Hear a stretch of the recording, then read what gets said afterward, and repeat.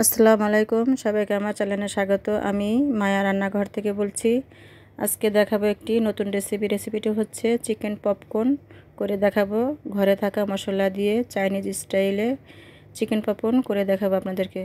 তো চলুন যাই মূল উপকরণে। এখানে আমি নিয়ে নিচ্ছি হাফ কেজি মুরগির মাংস বুকের। তো আপনারা চাইলে এখানে হাড়সহ নিতে পারেন। আমি হাড়সহ নিয়েছি, ছোট করে টুকরো করে নিয়েছি। আপনারা চাইলে আরও ছোট করতে পারেন। তো এখন আমি দিয়ে দিচ্ছি হাফ কাপ টক দই। আর টক দইটা অবশ্যই লাগবে। এটাকে আমি দিয়ে কিছুক্ষণ নেড়ে চেড়ে ঢাকনা দিয়ে ঢেকে রেখে দেবো 10 থেকে 15 মিনিটের জন্য। তারপরে আমি 10-15 মিনিট পরে ফিরে আসলাম। তো ফিরে আসার পরে আমি টক দইটাকে ছেঁকে ফেলে দিচ্ছি। আর সাথে কিছু রয়ে গেছে, এটা থাকবে। আর এক্সট্রা করে টক দই আর দিতে হবে না। এখন আমি দিয়ে দিচ্ছি একে একে সব রকমের মশলা। তো দিয়ে দিচ্ছি প্রথমে হলুদ গুঁড়া চা চামচের হাফ চা চামচ, দিয়ে দিচ্ছি মরিচ গুঁড়া 1 চামচ, আর ধনিয়ার দিচ্ছি হাফ চামচ, জিরা দিয়েছি হাফ চা চামচ, দিয়েছি স্বাদ মতো লবণ, আর দিয়েছি সাদা গোলমরিচের গুঁড়া 1 চামচ, আর দিচ্ছি চিনি 2 চা চামচ, আর দিয়ে দিলাম সয়া সস 2 চা চামচ, দিচ্ছি ফিশ সস, আর দিয়ে দিলাম একটি ডিম। ডিমটা অবশ্যই লাগবে। এখন আমি চামচ দিয়ে ভালো করে এভাবে উল্টে পাল্টে ভালো করে মশলাগুলো মিশিয়ে দেব। তো মিশিয়ে দেওয়ার পর তো এখন দিয়ে দিচ্ছি আদা রসুন 1 চামচ উঁচু করে। আদা রসুনটা তখন দিতে আমার মনে ছিল না, এখন দিয়ে দিচ্ছি। দিয়ে আবারও ভালো করে নেড়ে চেড়ে নেব। আর দিয়ে দিচ্ছি ফুড কালার সামান্য, এটা অপশনাল, এটা আপনারা চাইলে বাদ দিতে পারেন। তো আমি দিয়ে দিচ্ছি দেখা সুন্দরের জন্য। আমি এভাবে দিয়ে রেখে দিব আরও আধা ঘন্টার জন্য। তো মাংসটাকে প্রায় আমি 1 ঘন্টা 1.5 ঘন্টা হবে রেখে দিয়েছিলাম সব মশলা মাখিয়ে। তো আপনারা যদি সময় থাকে হাতে তাহলে আপনারা আরও 2-3 ঘন্টা রাখতে পারেন, এতে করে মাংসটা নরম হবে, খেতে খুব ভালো হবে।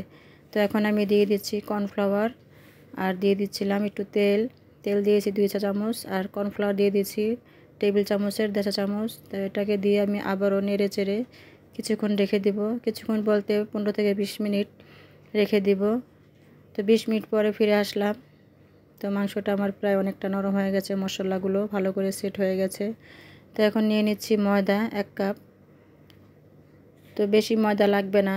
আর এখন দিয়ে দিচ্ছি সামান্য পরিমাণ জিরার গুঁড়া, আর জিরার গুঁড়াটা অবশ্যই দিবেন।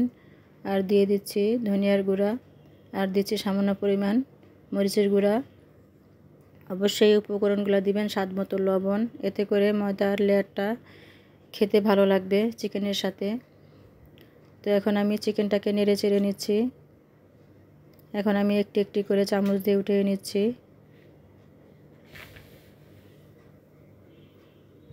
উঠিয়ে একটি একটি করে এভাবে চামচ দিয়ে ময়দাটাকে কোট করে নিব। একসাথে সবগুলো কোট করা যাবে না, তো একসাথে আমি সবগুলো পরে করে নিব। এখন একটি একটি করে ময়দা দিয়ে মেখে নিচ্ছি। তো এখন আরও কয়েকটি চিকেন নিয়ে নিলাম।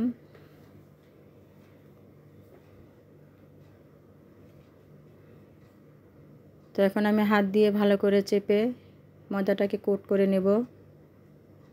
তো দেখুন আমি কিভাবে চেপে চেপে কোট করে নিচ্ছি। আর এখন যে এক্সট্রা যে ময়দাটা আছে এর ভিতরে আমি একটি ছাঁকনি দিয়ে ছেঁকে নিচ্ছি। আর দেখেন একটা লেয়ার পড়ে আছে উপরে থেকে। তো আমি চুলায় একটি কড়াই বসে দিয়েছি, তেলটা গরম হয়ে গেছে প্রায়। আর তেলটা বেশি গরম করা যাবে না, হালকা গরমেই মাংসটাকে ছেড়ে দিতে হবে। তো এখন আমি এভাবে করে এক্সট্রা যে ময়দাটা আছে এটাকে ছেড়ে ফেলে দিচ্ছি। তো এভাবে ডুবো তেলে ভাজতে হবে, উল্টে পাল্টে আমি দিচ্ছি।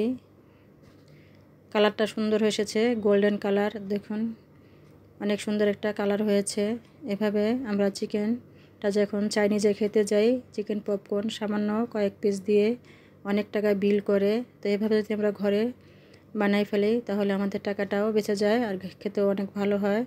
সবাই পেট ভরে মন ভরে খেতে পারে।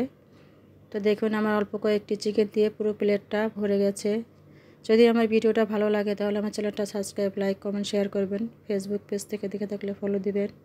তো এখানে আমি কিছুটা আলু কেটে নিয়েছি। আমার মাংসের মশলা দিয়ে আলুটা ভাজতে খেতে ভালো লাগে। তো আমি এখানে কিছু আলুটা নিয়ে ভালো করে পানিটাকে ছেঁকে ওই তেলেই ভেজে নিচ্ছি। আলু ফ্রাই করব। তো আমার বাচ্চারা চিকেনের সাথে কিছু আলু ফ্রাই পছন্দ করে।